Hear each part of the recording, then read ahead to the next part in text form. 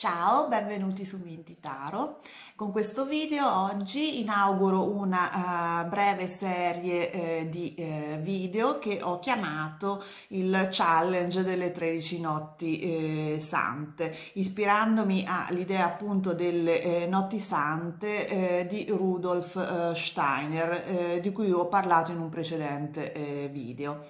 Le 13 notti sante vanno dalla notte del 24 dicembre fino alla notte del 5 gennaio e come Steiner ha sottolineato, segnano un periodo magico dell'anno che permette appunto una maggiore connessione con l'energia che ci circonda, una maggiore consapevolezza e quindi in questo periodo possiamo essere più in contatto con il nostro inconscio e quindi possiamo comunicare meglio con esso e prepararci quindi meglio al nuovo anno. Per questo motivo quindi ho preparato questa piccola serie di video che sono brevi, dei video con i tarocchi interattivi, dove le domande si focalizzeranno su spunti di riflessione che ci possono permettere di prepararci al meglio appunto per l'anno che sta per arrivare.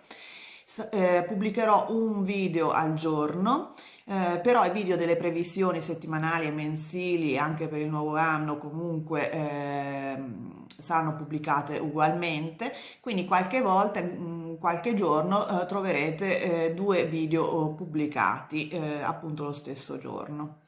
Bene, e adesso iniziamo. Ciao!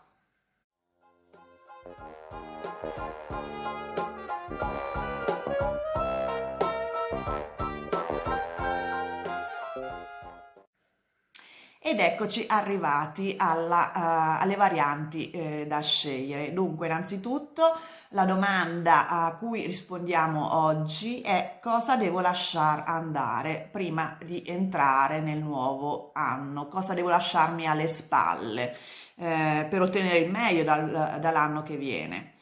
Dunque, abbiamo tre varianti fra cui scegliere, la prima con la fluorite verde, la seconda con il quarzo rosa e la terza con il quarzo citrino dorato. Potete stoppare un attimo il video per scegliere con calma, seguendo il vostro intuito, la variante che vi comunica di più. E io vado a iniziare. Dunque, per chi ha scelto la prima variante, quella a fluorite verde, vediamo le carte che sono uscite e abbiamo il 5 di denari e la carta della luna. Dunque, chi ha scelto questa variante deve lasciar andare un senso di precarietà, un senso di abbandono, delle paure, delle necessità, un senso di mancanza. Evidentemente voi che avete scelto questa variante avete delle paure dentro di voi che sono indicate dalla carta della luna, che è una carta appunto che indica delle paure inconsce di cui non sempre, non necessariamente siete a conoscenza e che sono molto legate a un senso di precarietà, di povertà materiale soprattutto, perché il 5 di denari indica appunto questo senso di necessità, di mancanza materiale, magari a un problema relativo a una mancanza di denaro, una mancanza di lavoro e questo però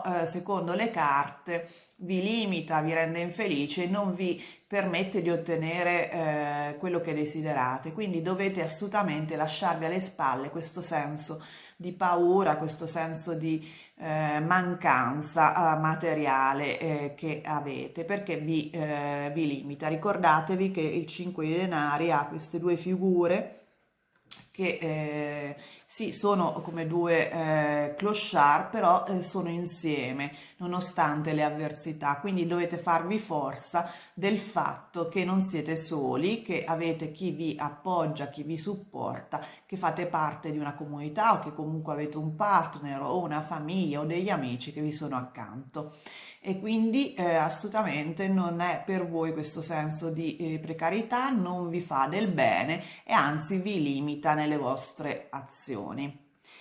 Bene, questo per quanto riguarda la prima variante. Adesso vediamo chi ha scelto il quarzo rosa. Dunque, abbiamo il 7 di denari e il 5 di coppe. Dunque, il 7 di denari indica un senso di attesa, dei ritardi, e il 5 di coppe un senso di mancanza, un focalizzarsi su delle mancanze nella vostra vita.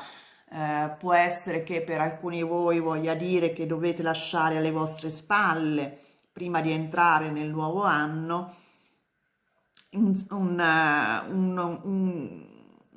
vedere il bicchiere mezzo vuoto, nel senso che il 5 di coppe indica proprio questa idea di focalizzarsi in ciò che vi manca e soprattutto di, come dire, di avere un senso di rimorso o comunque non mettere in luce, non dare importanza, l'importanza necessaria a cosa in realtà è dalla parte vostra, le vostre qualità, la vostra forza, i vostri punti di forza, perché questa carta, vedete questa figura, ha comunque due coppe alle spalle che lui ignora, che sono piene, mentre si focalizza su quelle rovesciate, quindi col liquido che è sparso in terra.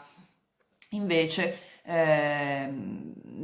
appunto, le carte stanno a indicare alle persone, a voi che avete scelto questa variante del quarzo rosa, che dovete lasciare dietro di voi, alle vostre spalle, questo senso di mancanza, questo focalizzarvi in ciò che non avete, bensì invece avere fiducia che quello che avete perso o che non avete mai avuto e che voi anelate o comunque desiderate fortemente arriverà con il tempo, perché il 7 di denari indica appunto che il tempo sta lavorando a vostro favore, che dei frutti della pianta che avete seminato sta dando con tempo, sta maturando i frutti che prima o poi riuscirete a cogliere, e quindi tutto il liquido che avete versato, che non avete mai avuto, insomma, in queste coppe rovesciate, riuscirete a averlo in quest'anno. Però dovete pazientare, soprattutto non focalizzarvi su ciò che non avete o che avete perso, perché vi limita nelle azioni e invece dovete avere fiducia che quello che avete fatto fino adesso vi porterà col lavoro, con pazienza, i frutti sperati. Perché dico col lavoro e con pazienza? Perché questo appunto è un agricoltore che quindi lavora per i suoi obiettivi e sa che ci vuole del tempo anche perché la pianta cresca e dia i frutti. Quindi insomma dovete pazientare, dovete però lavorare anche nel frattempo, senza però appunto focalizzarvi su ciò che non avete, senza lamentarvi, senza tanto